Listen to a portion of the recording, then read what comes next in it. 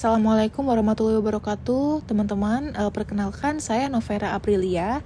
Saya mahasiswi Fakultas Hukum dari Universitas Al-Azhar Indonesia. Tujuan saya membuat konten ini adalah sebagai bentuk pengumpulan jawaban ujian akhir semester untuk mata kuliah Hukum Telematika yang diampu oleh Ibu Maslihati Nur Hidayati, SHMH. Kemudian di sini saya akan mencoba membawakan dan mempresentasikan salah satu contoh kasus hukum telematika dengan tema tinjauan yuridis terhadap pelanggaran hak cipta ilegal streaming melalui media sosial akibat perkembangan teknologi informasi. Jadi mari kita mulai pembahasannya. Seperti yang kita ketahui, saat ini era digital teruslah berkembang seiring berjalannya waktu. Hal ini kemudian memunculkan tantangan yang baru di dalam bidang hukum. Situs internet ataupun website yang kian hari kian bertambah dari waktu ke waktu memberikan peluang yang semakin besar terhadap terjadinya pelanggaran hak cipta. Kita sebagai para pengguna internet memiliki kebebasan untuk mengunggah ataupun membagikan informasi secara luas. Hal ini tentunya menjadi salah satu peluang terjadinya pelanggaran hak cipta.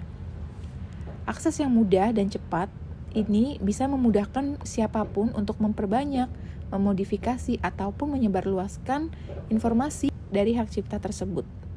Dalam konteks ini, digitalisasi sangat mudah dilakukan ataupun dimanipulasi sehingga kita sulit membedakan mana objek yang nyata atau asli dan mana yang merupakan plagiasi. Antara ciptaan-ciptaan yang dilindungi dalam bidang ilmu pengetahuan, seni, dan sastra terdapat salah satu karya yaitu karya sinematografi. Dari karya sinematografi ini terciptalah sebuah film. Film juga merupakan salah satu media komunikasi yang memiliki pengaruh besar dalam membentuk pola pikir masyarakat. Selain itu, film juga merupakan sarana untuk menyampaikan pesan penting kepada masyarakat dengan cara yang lebih menghibur dan menyenangkan. Namun karena adanya kemajuan teknologi dan data yang begitu pesat, hal ini menimbulkan adanya pergantian aktivitas kehidupan manusia di dalam berbagai bidang. Yang salah satunya adalah melakukan perbuatan hukum yang baru, yaitu dengan memperbanyak atau menjiplak karya cipta film tanpa izin dari internet. Kegiatan memperbanyak film di media internet biasanya dilakukan dengan cara mendownload ataupun mengunduh dari web atau situs dari film yang asli.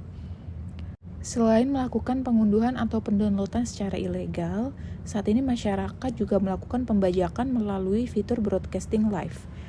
Fitur broadcasting live ini sendiri biasanya terdapat pada aplikasi media sosial seperti Instagram, TikTok, Facebook, dan media sosial lainnya. Adanya kasus pelanggaran hak cipta sinematografi yang berbentuk video siaran langsung atau broadcasting live yang kemudian diupload ke media sosial. Hal ini termasuk pelanggaran hak sehingga si pemilik karya dapat menggugat melalui pengadilan niaga dengan mengajukan delik aduan sesuai dengan pasal 120 Undang-Undang Hak Cipta. Adapun ancaman pidana yang termasuk di dalam kasus ini telah tertera pada pasal 113 ayat 2 Undang-Undang Hak Cipta dengan pidana penjara paling lama 3 tahun dan denda paling banyak sebesar 500 juta rupiah. Selain ancaman pidana, terdapat pula ancaman perdata berupa gugatan ganti rugi. Aturan hukum terkait layanan live streaming yang terdapat pada media sosial saat memutarkan film memang belum secara jelas ada yang mengatur. Meskipun aturan hukum terkait layanan live streaming atau broadcasting di media sosial saat memutarkan film belum memiliki kejelasan hukum untuk mengaturnya, namun terdapat produk hukum tentang masalah pemakaian layanan live streaming di media sosial saat memutarkan film, yaitu menggunakan Undang-Undang Penyiaran serta UU ITE terkait informasi transaksi elektronik. Kemudahan serta kenyamanan yang ditawarkan pada era digital ini memang membuka peluang terjadinya pelanggaran atau bahkan tindak kejahatan. Namun pelanggaran hak cipta mengakibatkan pencipta atau pemegang hak cipta tidak mendapatkan hak yang sebagaimana mestinya, baik itu hak eksklusif maupun hak ekonomi.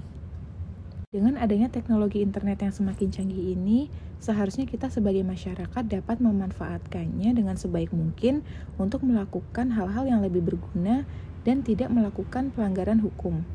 Bagi penegak hukum, juga diperlukan adanya sinergi yang kuat antara satu lembaga dengan lembaga yang lainnya agar berjalan dengan sebagaimana mestinya untuk menegakkan hukum terhadap pelanggaran hak cipta. Demikianlah materi singkat mengenai hukum telematika yang dapat saya sampaikan dan bawakan. Kurang lebihnya saya memohon maaf karena saya juga masih dalam proses pembelajaran. Semoga video yang sudah saya buat ini dapat memenuhi persyaratan pengumpulan jawaban ujian akhir semester untuk mata kuliah hukum telematika. Dan semoga semua materi yang saya sampaikan di video ini dapat berguna bagi siapa saja yang menonton.